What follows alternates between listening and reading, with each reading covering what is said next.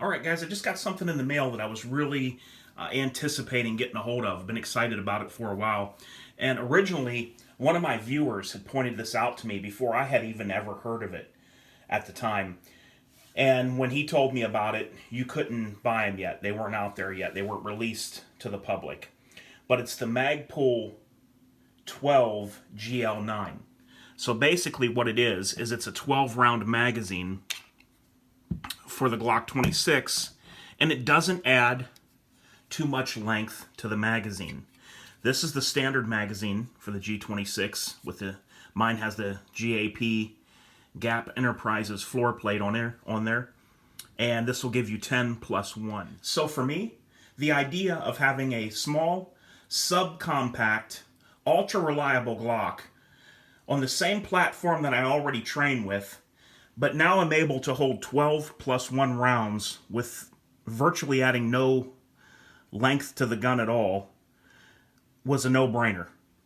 I was very, very excited to see that somebody finally did something just to give you that boost. A whole 13 rounds in this little compact package. So I'm going to go ahead and unbox it here. Unpackage it, I guess, we'll say. And take a look at this together.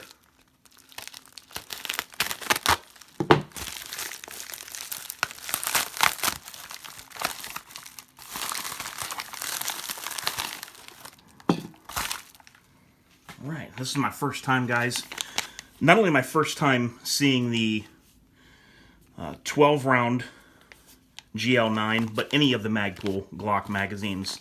I know that my Magpul AR magazines always have functioned perfectly, and they are my magazines of choice for my AR-15, so I would expect that these are the same way. So here it is, and it doesn't seem to be too much longer than the standard magazine. It is light. It feels very light to me. I like the orange follower. Let's go ahead and take this magazine out and we'll kind of compare and see what we're going to be working with here. So as far as of weight, I can definitely tell, guys, I'm sorry I don't have a scale, but I can definitely tell that this one is lighter. But one of the reasons, and I know somebody's going to point it out, that this one is lighter, is because it's not metal lined like the Glock. But it does have thicker walls in here. The original Glock magazines were also not metal lined for the original G17. So I don't really think that's a compromise. So as far as length goes, if we put the feed lips nose to nose, there's what you're working with to get 2 extra rounds. Not too shabby. Let me line this up again. That's all the extra that you're working with right there to get that whole 2 extra rounds in there. That's pretty amazing to me, guys. That's not adding much at all. Let's go ahead and put it in the gun first.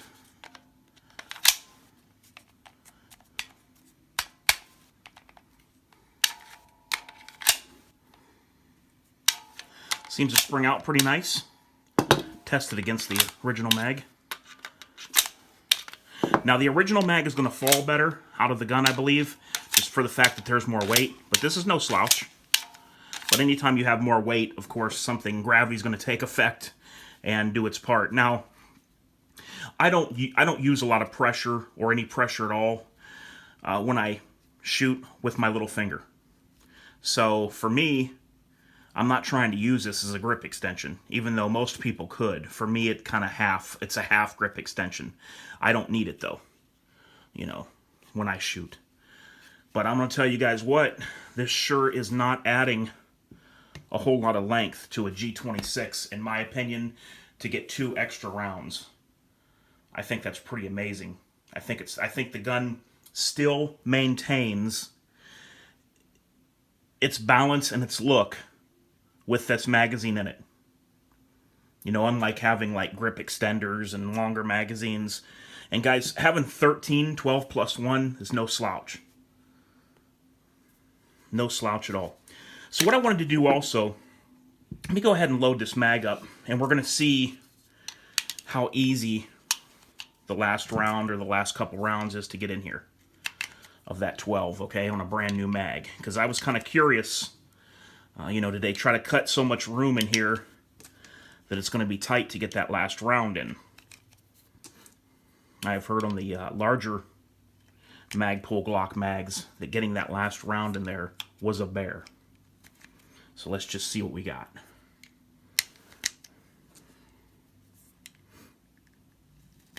It is getting kind of stiff already, I'll tell you that.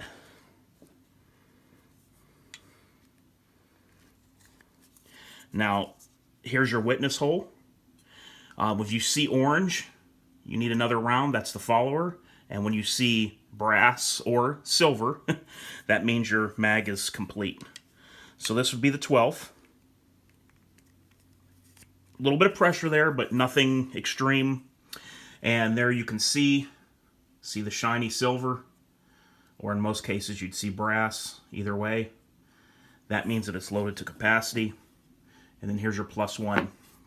Another thing that's important to check when you stuff a mag full of ammo is to see, will the gun seat with a closed magazine or with a closed slide?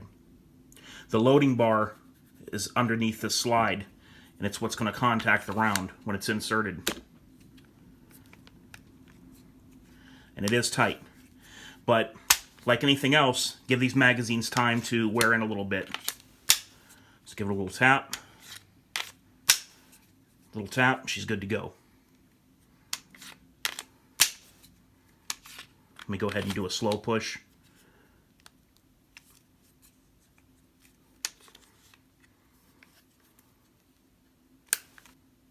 There you got the click. It does have the, they call it the matrix on the bottom, the dot matrix, so you can mark these magazines if you'd like to, and they are very easy to take apart just by pushing that in and sliding the base plate off. I have to give it to Magpul on these as far as to remove the floor plate. They made it so easy. But there it is, guys. I really like it, and that's what I'm planning on keeping with the Glock 26. I want to do some range testing, and as long as everything works out, I'd like to get some more of those as well. But I think you can't beat that 13 rounds in a baby Glock and not compromising the size and the balance of the original, of the way that the gun was originally meant to be. Okay, so you're not adding some big extension and finger, you know, finger grip on a longer mag. You know, this does add just a little bit, but in my opinion, it still maintains the subcompact look and feel. All right, guys. Hope you found this video informative. Until next time, this is H4T, and I out of there.